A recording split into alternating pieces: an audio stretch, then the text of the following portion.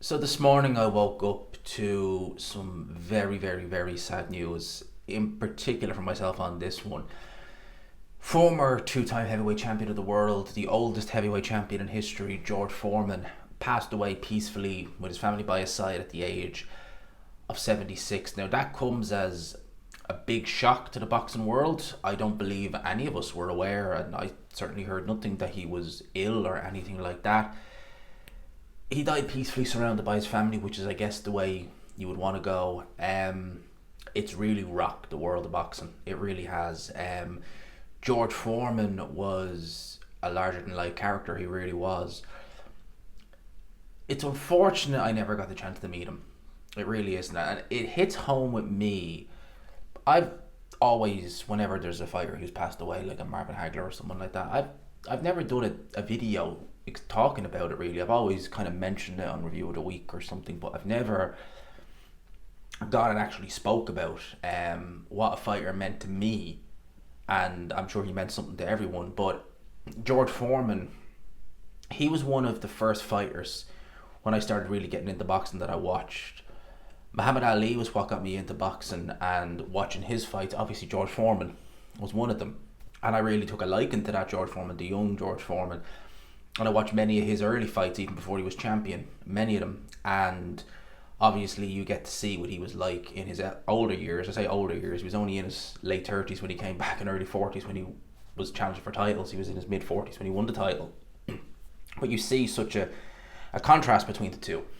You know, a young George Foreman sparred Sonny Liston. He was a sparring partner for him, and he really took Sonny Liston's personality. But as he aged and matured in life, we really got to see the real George Foreman. And one thing that always stuck with me about him was, if you ever hear or listen or watch the HBO feed of Bo versus Galata 1 when they had the riots, you can hear George Foreman on commentary clear as day, trying to stop the rioters getting into the ring, and saying, why do you need to do this, what are you doing, and don't do it, son. And Jim Lampley explained that while all that was going on, him and Larry Merchant were there. George Foreman was standing in front of them, shielding them, which kind of tells you everything you need to know about the man, that he would put himself in front of others.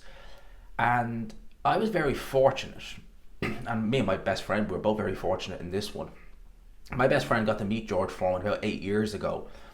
He was in the Emirates, Arsenal's football ground in North London, and I couldn't go that weekend, and I was devastated because I didn't book tickets or anything like that, but I was close to, but I just knew that weekend I couldn't do it. It was on a Saturday.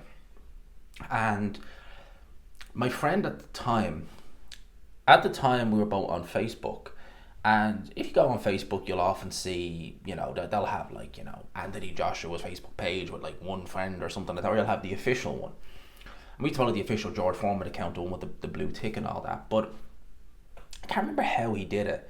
But my friend sent me a link to a Facebook page, and the name on it was actually Edward Foreman Senior, which is obviously, it's George Edward Foreman, and it's gone now. It's long gone.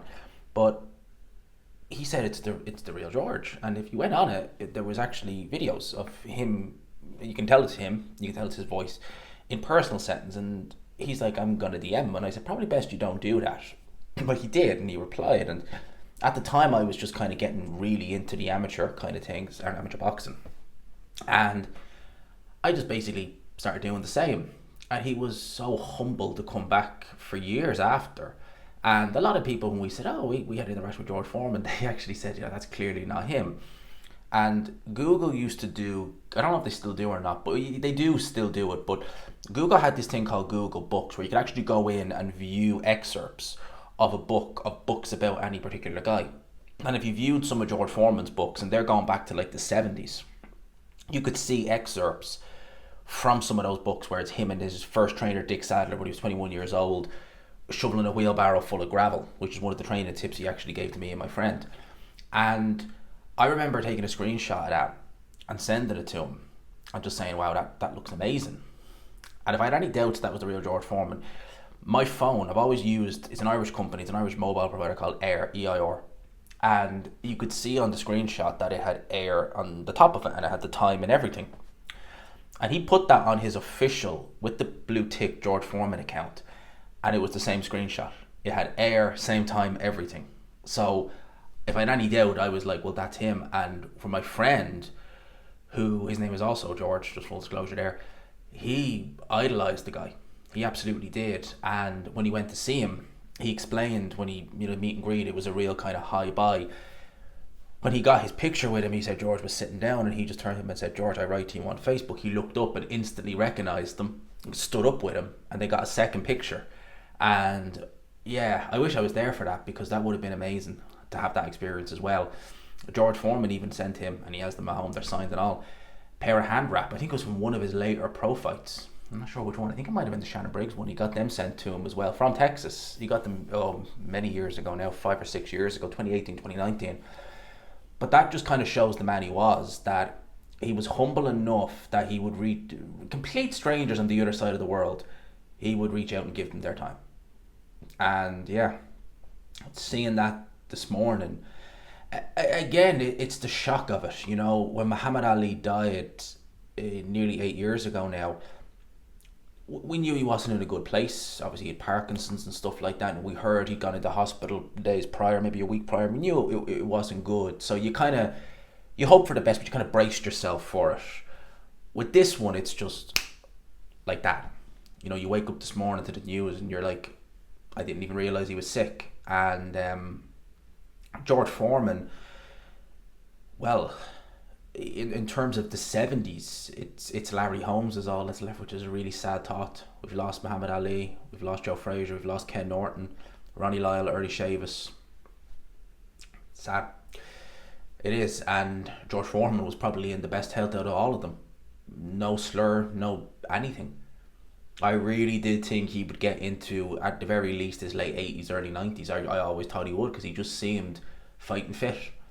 So a shock. And in particular, this one, it's not nice for me to see it. I didn't know him personally, but when you just even have interactions for a couple of years and have that, and I've watched him for many, many, many years, even though, I never watched him. Like, when he won the heavyweight title in 1994, I think I was just turned 1 year old. So I didn't know who George Foreman was.